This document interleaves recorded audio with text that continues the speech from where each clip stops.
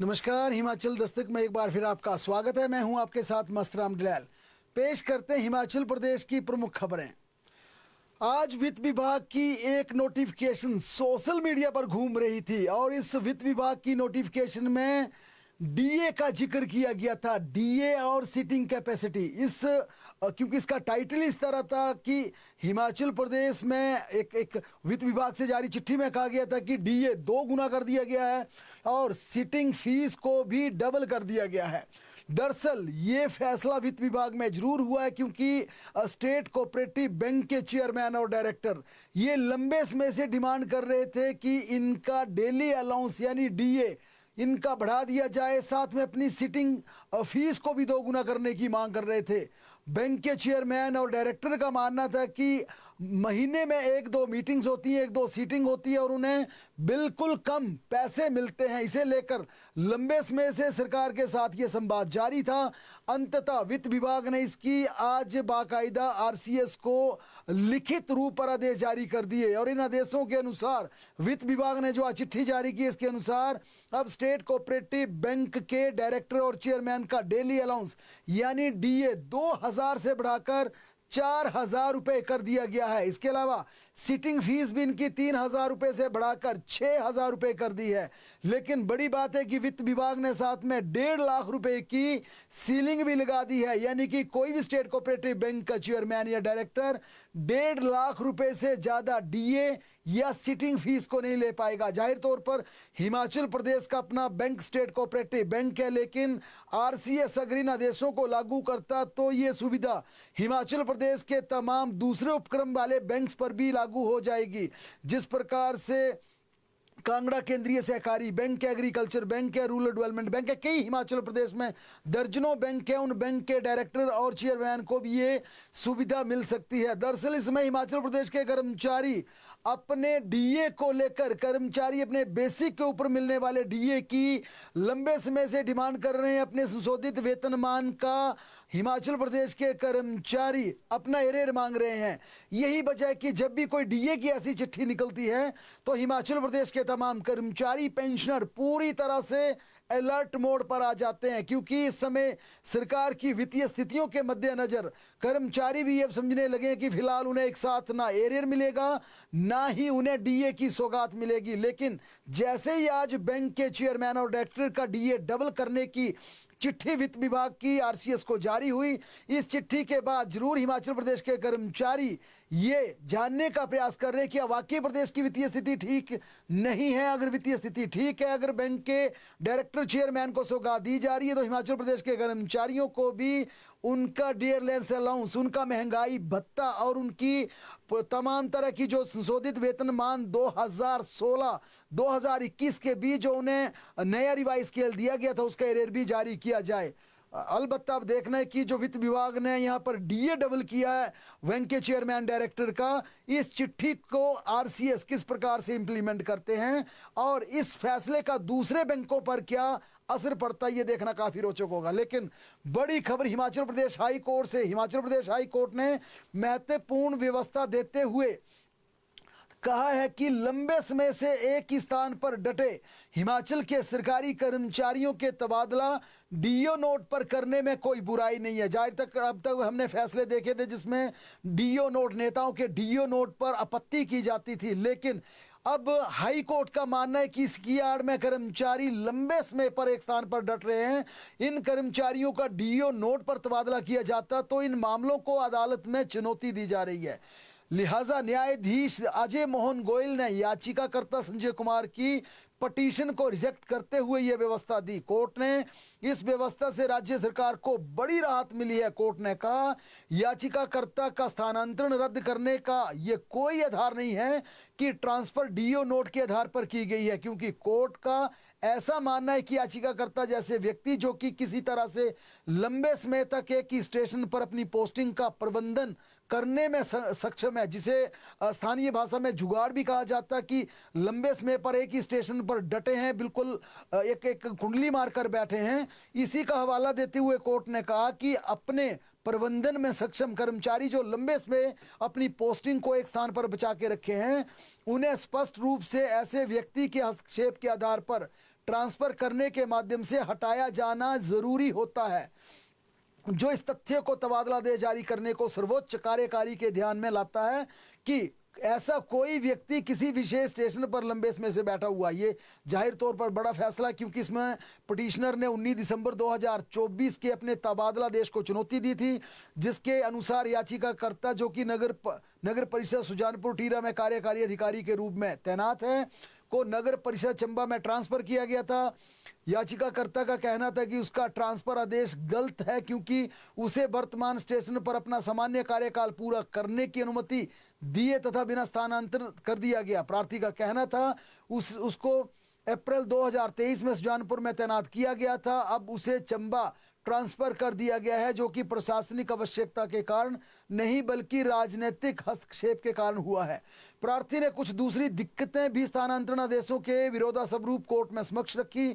सरकार ने याचिका का विरोध करते हुए कोर्ट को बताया कि लगभग 13 महीनों के छोटे कार्यकाल को छोड़कर याचिकाकर्ता 27 अगस्त 2019 से सुजानपुर टीरा में कार्यकारी अधिकारी के रूप में सेवाएं दे रहा, इसलिए याचिकाकर्ता ने सुजानपुर टीरा में अपना सामान्य कार्यकाल पहले ही पूरा कर लिया है, अतः ट्रांसफर के आदेश में कोई कमी नहीं है। कोर्ट ने सभी पक्षों को सुनने के बाद कहा, चूंकि याचिकाकर्ता 4 साल और 4 महीने से अधिक समय से सुजानपुर टीरा में सेवा कर रहा है और उसके पास केवल सुजानपुर टीरा में सेवा करने का कोई निहित अधिकार नहीं है, इसलिए रिट याचिका में कोई योग्यता नहीं है। कोर्ट ने डीओ पर आधारित तबादला आदेश को खारिज करते हुए कहा कि किसी कर्मचारी को एक स्थान पर लंबे समय तक बने रहने के तथ्य को उजागर कर उसे स्थानांतरण करवाना कोई गलत तरीका नहीं है।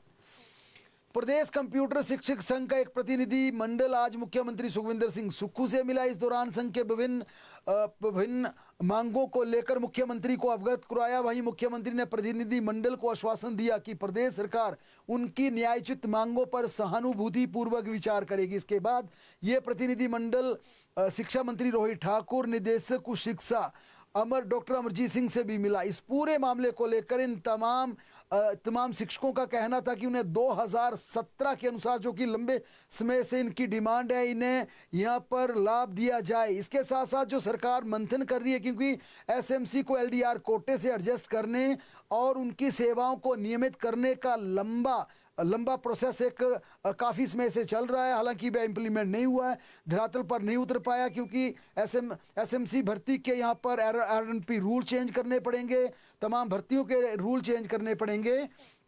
चूंकि अब सरकार भी इस दिशा में आगे बढ़ रही है कि क्यों ना हिमाचल प्रदेश के कंप्यूटर शिक्षकों और वोकेशनल टीचर्स, इन्हें भी एसएमसी की तर्ज पर एलडीआर का कोटा दिया जाए, और इस पर विचार शुरू हो गया है और माना यह जा रहा कि जल्द इस एजेंडे को कैबिनेट में लाकर अप्रूव कर दिया जाएगा, ताकि कम से कम हिमाचल प्रदेश के कंप्यूटर शिक्षकों, वोकेशनल टीचर्स की भी एसएमसी की तर्ज पर उन्हें एलडीआर कोटे से उनकी सरकारी सेवाओं में एंट्री का रास्ता खुल सके। हालांकि जितने भी हिमाचल प्रदेश के कंप्यूटर टीचर हैं, वोकेशनल टीचर हैं, या यूं कहें कि एसएमसी हैं, वो तमाम डिमांड कर रहे हैं कि उन्हें पैरापैड की तरह उन्हें एक झटके में रेगुलर कर दिया जाए, क्योंकि उन्होंने अपना भविष्य दांव पर लगा दिया है। लंबे समय से प्रदेश में सेवाएं दे रहे हैं और रेगुलर टीचर के बराबर, उनसे ज्यादा कहीं वह अपना टाइम, अपना पूरा जीवन का, अपने जीवन का युवावस्था में अपने पूरा जीवन का जितना कंट्रीब्यूशन है स्कूलों में दे रहे हैं, बच्चों को पढ़ा रहे हैं। इसके चलते इस उम्र में आकर उन्हें एलडीआर की बजाय डायरेक्ट नियमित किया जाए और साथ में 2017 की उस गाइडलाइंस को याद कर लिया जाए, जिसकी बार बार डिमांड उठ रही है। मुख्यमंत्री सुखविंदर सिंह सुक्खू ने आज पुलिस विभाग की समीक्षा बैठक की अध्यक्षता की। इस दौरान उन्होंने कहा कि प्रदेश सरकार विभाग के आधुनिकीकरण के लिए हर संभव सहयोग प्रदान करेगी। उन्होंने कहा कि बेहतर जनसेवा सुनिश्चित करने के लिए पुलिस थानों को जनसंख्या, भौगोलिक कारक, ग्रामीण और शहरी आधार पर वर्गीकृत किया जाएगा। उन्होंने कहा कि इनकी कार्य क्षमता को बेहतर बनाने के लिए आवश्यक स्टाफ भी उपलब्ध करवाया जाएगा। मुख्यमंत्री ने कहा कि इन पंजीकृत पुलिस चौकियों को एफआईआर दर्ज करने का अधिकार प्रदान किया जाए, जिससे इन चौकियों को अपराध और आपराधिक ट्रैकिंग नेटवर्क प्रणाली से भी जोड़ा जाए। मुख्यमंत्री ने कहा कि कर्मचारियों की कमी को दूर करने के लिए प्रदेश सरकार शीघ्र ही खाली पदों को भरेगी। उन्होंने कहा कि 1226 पुलिस जवान और 30 सब इंस्पेक्टरों की भर्ती प्रक्रिया जारी है। उन्होंने कहा कि जनता को बेहतर सुविधा प्रदान करने के लिए पुलिस सुधार अत्यंत महत्वपूर्ण और प्रदेश सरकार अपराधियों के खिलाफ कड़े कानून सुनिश्चित कर रही है। उन्होंने कहा ड्रग माफिया के खिलाफ प्रदेश में एंटी ड्रग एक्ट बनाया जाएगा। उन्होंने कहा पुलिस विभाग में डाटा संग्रहित और व्यवस्थित करने के लिए एक डाटा वेयर हाउस और क्लियरिंग एजेंसी भी स्थापित की जाएगी।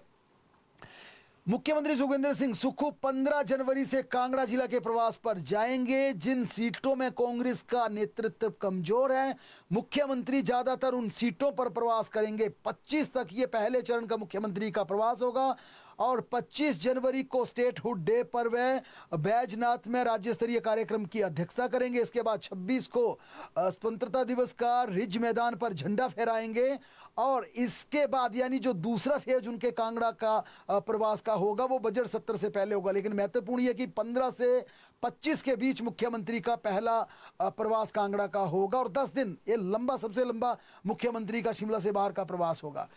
कल हिमाचल प्रदेश मंत्रिमंडल की बैठक प्रदेश की राजधानी शिमला में आयोजित की जाएगी। इस बैठक में गृह विभाग के महत्वपूर्ण एजेंडे आइटम्स आएंगे। इसके अलावा जल शक्ति विभाग के आएंगे, रेवेन्यू डिपार्टमेंट के आएंगे, फूड के आएंगे, एजुकेशन डिपार्टमेंट के आएंगे, भर्तियों के महत्वपूर्ण मामले आएंगे। खासकर पुलिस विभाग से जुड़े भर्तियों के मामले भी कल कैबिनेट की बैठक में आने हैं और कल माना जा रहा है कि कर्मचारियों के लिए भी कल का दिन काफ़ी महत्वपूर्ण होगा।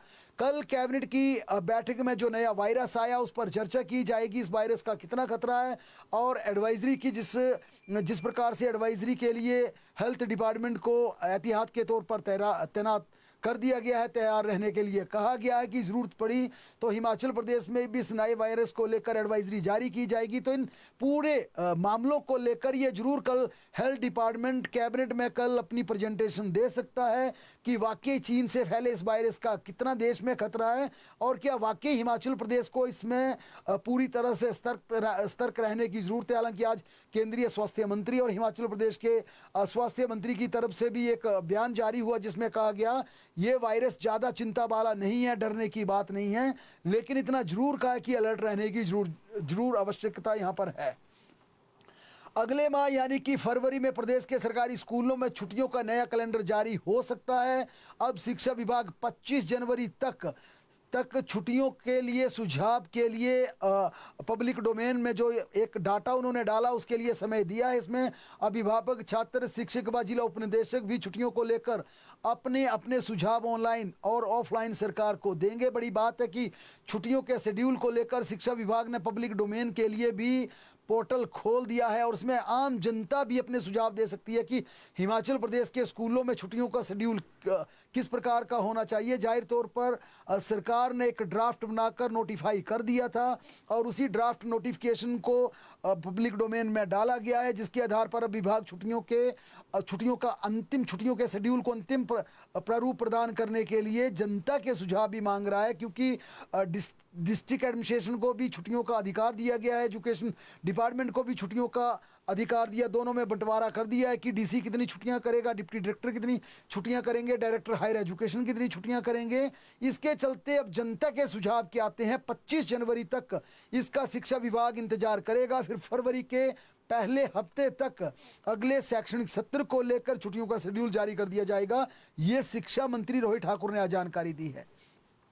ग्रीष्मकालीन स्कूलों में संभावित शेड्यूल की बात की जाए तो गर्मियों में 15 से 20 और मानसून की 20 से 25 छुट्टियां डिस्ट्रिक्ट उपायुक्त स्वयं मौसम की परिस्थितियों के माध्यम से खुद तय करेंगे। जिला उपायुक्तों को इस बात का विशेष ध्यान रखने को कहा गया कि कुल छुट्टियों की संख्या 40 से ज़्यादा ना हो। सर्दियों की 7 छुट्टियां भी इन स्कूलों में जिला उपायुक्त मौसम को देखते हुए जारी करेंगे। इन स्कूलों में वार्षिक परीक्षाओं के समाप्त होने के बाद छुट्टियां दी जाएंगी। 31 मार्च को परीक्षा परिणाम निकलने के बाद 1 अप्रैल को ग्रीष्मकालीन स्कूलों में नया शैक्षणिक सत्र शुरू हो जाएगा। यहाँ दिवाली की छुट्टियां पहले की तरह 5 दिन की रहेंगी। कुल्लू जिला के सभी स्कूलों में दशहरे के बाद 5 दिन की छुट्टियां दी जाएगी। शीतकालीन स्कूलों की संभावित छुट्टियां प्रदेश के शीतकालीन स्कूलों में 1 जनवरी से 11 फरवरी तक सर्दियों की छुट्टियां दी जाएंगी। मानसून की 7 छुट्टियां यहाँ भी डिस्ट्रिक्ट एडमिनिस्ट्रेशन यानी डिप्टी कमिश्नर तय करेंगे। दिवाली की छुट्टियां इन स्कूलों में 3 दिन की रहेंगी। 2 छुट्टियां दिवाली से पहले, 1 छुट्टी दिवाली के बाद होगी। हालांकि 25 जनवरी तक ये जो हमने आपके साथ ये टेंटेटिव शेड्यूल जो ड्राफ्ट नोटिफिकेशन एजुकेशन डिपार्टमेंट ने पब्लिक डोमेन में डाली, इस पर भी आप सुझाव दे सकते थे कि 25 जनवरी के बाद जब गवर्नमेंट इस पर अंतिम निर्णय लेगी और फाइनल नोटिफिकेशन करेगी तो इसमें कोई बदलाव संभव हो सके, इसलिए आप सुझाव दे सकते हैं। मिड डे मील की रोजाना जानकारी देने पर 7 जिलों के 93 स्कूलों को नोटिस जारी कर दिए। इन स्कूलों ने मिड डे मील की अपडेट नहीं दी, जानकारी नहीं दी, इसके चलते इन्हें नोटिस जारी किया गया। उच्च शिक्षा निदेशालय ने स्कूल प्रभारियों को 23 मई पर पूरा रिकॉर्ड अपलोड करने के भी निर्देश जारी किए हैं। सभी स्कूलों को मिड डे योजना के लिए वास्तविक समय पर रिपोर्टिंग करना भी अनिवार्य किया गया है। चंबा, शिमला, हमीरपुर, कांगड़ा, कुल्लू, सिरमौर और मंडी जिला के 31 वरिष्ठ माध्यमिक स्कूलों, 40 मिडिल स्कूलों, 22 हाई स्कूलों की ओर से रोजाना मिड डे मील की जानकारी पोर्टल पर अपलोड की जा रही है। पांवटा साहिब उपमंडल में खराब मौसम और धुंध के चलते जनजीवन प्रभावित हुआ है, विशेषकर स्कूली बच्चों पर इसका प्रतिकूल प्रभाव पड़ रहा है। इसे देखते हुए पांवटा साहिब के एसडीएम गुंजीत सिंह चीमा ने पांवटा साहिब उपमंडल में कड़ाके की सर्दी के दृष्टिगत सभी सार्वजनिक व निजी विद्यालयों के खुलने के समय में बदलाव आदेश जारी कर दिए। इन आदेशों के मुताबिक अब 8 जनवरी से 31 जनवरी तक पांवटा उपमंडल के सभी सरकारी व प्राइवेट स्कूलों का समय सुबह 10 बजे से साढ़े 3 बजे तक किया गया है। भाजपा विधायक सुरेंद्र शौरी ने बंजार की जनता के नाम खुला पत्र जारी कर प्रदेश सरकार पर हमला बोला। उन्होंने आरोप लगाया कि वर्तमान सरकार ने बंजार में एक भी नया काम नहीं किया। सरकार ने जो 6 काम गिनाए उनमें से 4 काम भारतीय जनता पार्टी के इसमें स्वीकृत हुए। 2 पुल बनाने के लिए NHPC से पैसा जमा करवाया गया है। लिहाजा उन्होंने कहा कि सरकार ने बंजार में कोई काम नहीं किया। HMPV वायरस के बढ़ते मामलों को देखते हुए केंद्र सरकार भी अलर्ट मोड पर आ गया। इसी के चलते सभी राज्यों को भी तैयारियों के दिशा निर्देश जारी कर दिए गए हैं, जिसे देखते हुए हिमाचल प्रदेश स्वास्थ्य सचिव ने भी अधिकारियों को अलर्ट रहने के निर्देश जारी किए हैं। हिमाचल प्रदेश में अभी तक नए वायरस का एक भी मामला सामने नहीं आया है। ऐसे में चिकित्सकों ने सावधानी बरतने की सलाह दी है कि मामला बेशक न आया हो, लेकिन इसकी पुष्टि किसी भी समय कहीं भी हो सकती है। इसके चलते सर्दी जुकाम वाले तमाम मामलों में अलर्ट रहने के लिए कहा गया है। हमीरपुर जिला के द ककड़ियार कृषि सेवा सहकारी सभा समिति के 4 दोषी ऋणियों की भूमि की नीलामी 6 फरवरी को सुबह 11 बजे ग्राम सभा प्रांगण में निर्धारित की गई है। सहकारी सभा की सहायक पंजीक एवं अधिकारी बीना भाटिया ने बताया कि ककड़ियार निवासी शकुंतला देवी, ब्रह्मदास, करण सिंह और मदन लाल पुत्र राम शरण ने दा ककड़ियार कृषि सेवा सहकारी सभा समिति से ऋण लिए थे। बीना भाटिया ने बताया कि बार बार नोटिस देने के बावजूद इन्होंने ऋण की बकाया राशि ब्याज सहित सभा को नहीं लौटाई, अतः अंततः इनकी अचल संपत्ति को कुर्क कर दिया गया है। कुर्क की गई अचल संपत्ति की नीलामी करने के लिए मंडलीय आयुक्त से अनुमति प्राप्त होने के बाद सहायक पंजीक एवं समयकर्ता ने इन्हें 30 दिन का समय भी दिया था, लेकिन अंतिम वसूली नोटिस के बाद भी वसूली न होने पर अब चारों दोषी ऋणियों की भूमि को नीलाम करने का निर्णय लिया गया है। बीना भाटिया ने बताया कि कुर्क भूमि जैसे ही वैसी स्थिति में नीलाम कर दी जाएगी। कांग्रेस पार्टी और मंत्रियों के खिलाफ सोशल मीडिया पर आपत्तिजनक पोस्ट का मामला सामने आया है। इस संबंध में पुलिस ने त्वरित कार्रवाई करते हुए शिमला शहर के 2 पुलिस थानों में FIR दर्ज की है। शिमला के थाना सदर में कांग्रेस नेता सुरेश कुमार की शिकायत पर यह मामला दर्ज किया गया। उन्होंने आरोप लगाया कि खुद को दिनेश नाम के यूजर्स ने सोशल मीडिया पर कांग्रेस पार्टी को लेकर आपत्तिजनक टिप्पणी की है। शिकायत में कहा गया कि दिनेश ने कांग्रेस का कोई राजनीतिक दल नहीं बल्कि एक छुपा हुआ आतंकवादी मुस्लिम संगठन है, और इसी कमेंट पर सुरेश कुमार ने पुलिस थाना में FIR दर्ज करवाई है। जाहिर तौर पर सोशल मीडिया पर इस तरह की अभद्र टिप्पणियां की जाती हैं, लिहाजा पुलिस भी अब चौकन्नी हुई है और प्रदेश के नागरिक भी जागरूक हुए हैं। इसी के चलते ये FIR दर्ज की गई है। शिमला जिला के रोडू में बीती रात 2 मंजिला मकान में आग लग गई, जिसमें 70 साल की दूसरी देवी जिंदा जल गई, जबकि अन्य लोगों ने भागकर जान बचाई। ये घटना रोडू के कुटाड़ा गांव की है। लकड़ी का होने के कारण आग तेजी से मकान में फैल गई। घर के भीतर उस समय बच्चे और परिवार के अन्य सदस्य मौजूद थे। घर गांव के बीच स्थित था, इसलिए जैसे ही आग की खबर फैली तो ग्रामीण तुरंत पंप और पावर स्प्रे लेकर आग बुझाने निकल पड़े। गांव के लोग अपने घरों की टंकियों से पानी निकालकर आग पर काबू पाने की कोशिश करने लगे। वहीं फायर ब्रिगेड की टीम करीब आधा घंटा देरी से पहुंची, तब तक मकान पूरी तरह जलकर राख हो चुका था। आग के कोहराम के बीच मकान में मौजूद बच्चे और अन्य परिवार के सदस्य किसी तरह से जान बचाकर बाहर निकले, लेकिन अफरा तफरी में बुजुर्ग महिला दूसरी देवी दूसरी मंजिल के बरामदे में फंस गई। ग्रामीणों ने उन्हें बचाने की कोशिश की, लेकिन आग की लपटें इतनी तेज थी कि कोई भी भीतर जाने की हिम्मत नहीं जुटा पाया। आखिरकार महिला की मौके पर दुखद मृत्यु हुई और मकान के भीतर जिंदा जलकर उनकी दुखद मृत्यु हुई। शिमला जिला के रामपुर में एक स्कूटी NH5 पर खड़ी मिक्सर मशीन से जा टकराई, जिसके स्कूटी चालक 38 वर्षीय संजय कुमार की मौके पर मौत हो गई। पुलिस घटनास्थल पर CCTV कैमरे फुटेज के आधार पर इस पूरे मामले की अब जांच की जा रही है। पैरोल पर जेल से बाहर आए कैदी की ओर से अपनी ही मौत की झूठी कहानी रचकर और झूठे दस्तावेज बनाकर कई सालों से पुलिस को चकमा देने का सामने आया है। हमीरपुर पुलिस के PO सेल ने वर्ष 2017 से उस उद्घोषित कैदी मनदीप सिंह को चंडीगढ़ से दबोचा। SP हमीरपुर भगत सिंह ने आज पत्रकार वार्ता में बताया कि पैरोल पर जेल से बाहर आए कैदी मनदीप पुत्र बिशंबर दास गांव घुमारवी जिला हमीरपुर को पुलिस ने चंडीगढ़ से गिरफ्तार कर लिया है। उन्होंने बताया कि उक्त कैदी को हमीरपुर की अदालत ने आजीवन कारावास की सजा सुनाई थी और 2013 में पैरोल पर जेल से बाहर भेजा था। इसी दौरान आरोपी ने भोरंज थाना के क्षेत्राधिकार में एक चोरी की वारदात को अंजाम दिया। इसके बाद 2017 में उन्हें फिर जेल आए, फिर 2017 में उन्हें दोबारा पैरोल पर भेजा गया। इस दौरान उसने अपनी मौत की झूठी कहानी रची और झूठे दस्तावेज के आधार पर अलग अलग नाम पते के साथ चंडीगढ़ में कई सालों पर रहता रहा। वहीं कई सालों से ये हमीरपुर की अदालत को भी उद्घोषित अपराधी किया गया था। SP ने बताया उद्घोषित अपराधी को हमीरपुर की अदालत में पेश किया गया, जहां पुलिस ने उसे रिमांड पर ले लिया। यानी कि रोचक बात यह है कि एक पुलिस का कैदी जो कि सजा याफ्ता था, जिसे आजीवन कारावास की सजा दी थी, वो हिमाचल पुलिस को चकमा ही ना दे गया, बल्कि उसने अपनी मौत की झूठी कहानी भी घड़ दी और उसे ढूंढने के लिए हमीरपुर की पुलिस को लंबा समय लग गया। बड़ी बात यह थी, जब यह चंडीगढ़ में देखा गया तो पुलिस के कर्मचारी भी कहने लगे आखिर ये मुर्दा जिंदा कैसे हो गया, इसकी तो मौत हो चुकी थी और ये जिंदा कैसे हो गया। जब तफ्तीश की गई तब पुलिस के भी होश फाख्ता हो गया और समझ में आई कि ये मुर्दा जिंदा नहीं हुआ, बल्कि पुलिस को चकमा देकर जो कैदी फरार हुआ था वो पूरी तरह से जीवित था, उसे कुछ नहीं हुआ था और अपनी मौत की झूठी कहानी घड़कर चंडीगढ़ में रह रहा था। ये हमारे हिमाचल प्रदेश की व्यवस्था के हाल हैं। तिब्बत में आज सुबह आए भूकंप के कारण अब तक 95 लोगों की जान जा चुकी है। बड़ी संख्या में लोग घायल हो चुके हैं। घायलों का इलाज नजदीकी अस्पताल में चल रहा। भूकंप से 100 से अधिक लोग चोटिल हुए और कई इमारतें ढह चुकी हैं। इसके अलावा असम, सिक्किम, पश्चिम बंगाल के कुछ हिस्सों में भी भूकंप के झटके महसूस किए गए। इस दौरान लोग अपने अपने घरों से बाहर निकल आए। भूकंप के इस सूचना के मुताबिक भूकंप का केंद्र लोबुच्ची से 93 किलोमीटर उत्तर पूर्व की तरफ था। हिमाचल में 10 जनवरी तक मौसम साफ रहेगा, लेकिन सुबह व शाम चलती रहेगी ठंडी हवाएं। 11 व 12 जनवरी को फिर से हिमाचल प्रदेश में बर्फबारी का क्रम जारी होगा।